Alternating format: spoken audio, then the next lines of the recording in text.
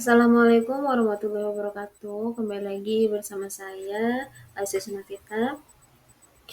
Teman-teman, di sini saya ingin menjelaskan sedikit tentang data mining. Sebelum kita langsung masuk ke pembahasannya, dalam perkembangan teknologi yang pesat, itu mempengaruhi seluruh aspek dalam kehidupan. Seiring dengan pertumbuhan teknologi informasi, membuka peluang terhadap pertumbuhan data yang terakumulasi dalam jumlah yang besar. Bagi perusahaan, data-data yang tersimpan di basis data dapat dimanfaatkan untuk laporan penjualan, kontrol inventaris, dan beberapa hal-hal yang mungkin dibutuhkan oleh perusahaan tersebut. Dalam dunia pendidikan pun, proses penentuan minat siswa juga menjadi hal yang penting untuk dapat diputuskan dengan benar. Faktor-faktor penentu masuknya siswa dalam sebuah bidang minat menjadi data awal yang dapat digunakan untuk menentukan sebuah keputusan.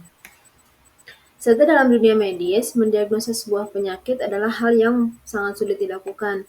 Dengan adanya rekam medis pasien yang berisi gejala-gejala dan diagnosa penyakitnya, hal ini sangat berguna bagi para dokter muda untuk mendiagnosa penyakit pada pasien lainnya. Data-data tersimpan sangat banyak sehingga dapat menimbulkan masalah dalam pengelolaannya. Semua data-data yang tersimpan dalam jumlah yang besar belum tentu semua data yang ada memiliki nilai dan tervalidasi kebenarannya. Untuk dapat memfasilitasi seluruh data tersebut dibutuhkan sebuah wadah untuk memproses, menampung, dan menyimpan seluruh data tersebut. Data mining dapat menjadi salah satu cara untuk memfasilitasi hal tersebut. Nah, sebenarnya data mining itu apa sih? Data mining dapat diartikan sebagai pengekstrakan informasi baru yang diambil dari kumpulan data besar yang membantu dalam pengambilan keputusan, atau dikenal dengan istilah knowledge discovery. Pengertiannya yaitu salah satu cara untuk mengumpulkan informasi atau data dengan ukuran yang besar yang menggunakan algoritma tertentu sehingga menjadi terpola dan termanfaatkan. Pastikan juga Anda mengimplementasikan data mining sesuai dengan kebutuhan bisnis dan mempunyai dan menyesuaikan dengan stakeholders perusahaan Anda. Di sini ada beberapa fungsi dari penerapan data mining. Yang pertama ada asosiasi, yaitu merupakan proses mengidentifikasi relasi dari setiap kejadian atau peristiwa yang sudah terjadi pada suatu waktu tertentu. Yang kedua ada klasifikasi, berfungsi untuk menyimpulkan beberapa definisi karakteristik pada suatu grup atau kelompok. Misalkan ada pelanggan yang berpindah layanan disebabkan karena kalah bersaing dengan pelanggan yang lainnya. Yang ketiga ada klasterisasi, merupakan proses mengidentifikasi kelompok dari produk ataupun barang yang memiliki karakteristik khusus. Dan yang keempat ada deskriptif, merupakan fungsi untuk tujuan memahami lebih dalam mengenai data sehingga Anda dapat mengamati setiap perubahan perilaku pada informasi tersebut. Selanjutnya ada forecasting, merupakan teknik peramalan data yang dilakukan untuk memperoleh gambaran mengenai nilai suatu data di masa yang akan datang, sesuai pengumpulan informasi dengan jumlah informasi yang besar. Contoh penerapan forecasting yaitu data terkait peramalan jumlah dosen yang masuk pada perguruan tinggi negeri. Yang keenam ada prediktif, yaitu fungsi yang digunakan untuk menjelaskan suatu proses dalam menentukan sebuah pola tertentu pada suatu data. Pola tersebut digunakan oleh berbagai variabel yang ada pada data tersebut. Dan yang ketujuh yaitu sequencing adalah proses identifikasi tiap hubungan yang berbeda-beda periode waktu tertentu. Contohnya seperti pelanggan yang mengunjungi sebuah pertokoan secara terus-menerus dan berulang.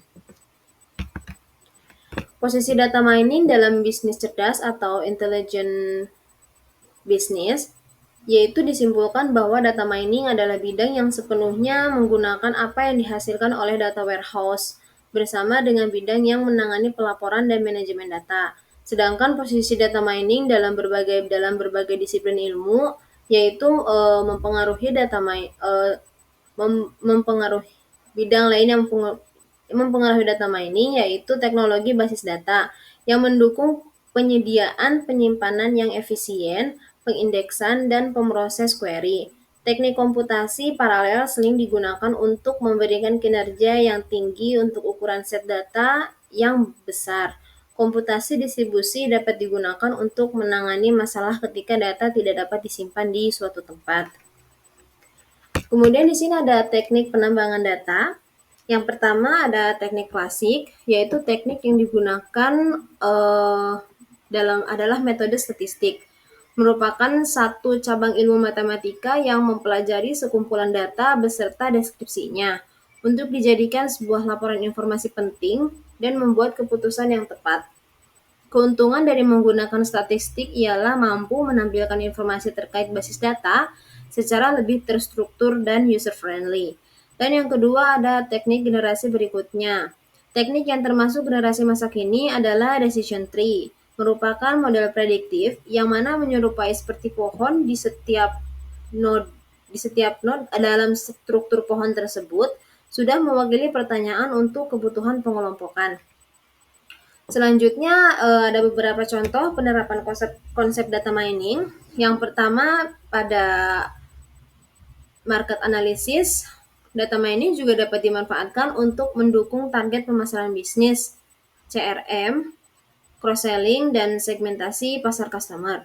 Yang kedua ada data warehouse, merupakan tempat penyimpanan data dari berbagai sumber yang dijadikan ke dalam one storage atau dijadikan dalam satu penyimpanan saja. Tujuannya adalah implementasi sistem. Tujuan dari implementasi sistem ini adalah untuk mengkonstruksikan proses data cleaning, transformation, integration, dan fitur yang lainnya. Dan yang ketiga ada basis data relasional. Contoh yang terakhir merupakan fitur koleksi dari sebuah tabel, di mana setiap tabel tentu saja memiliki kolom dan baris. Kemudian bahasa query yang sering digunakan itu biasanya menggunakan bahasa SQL.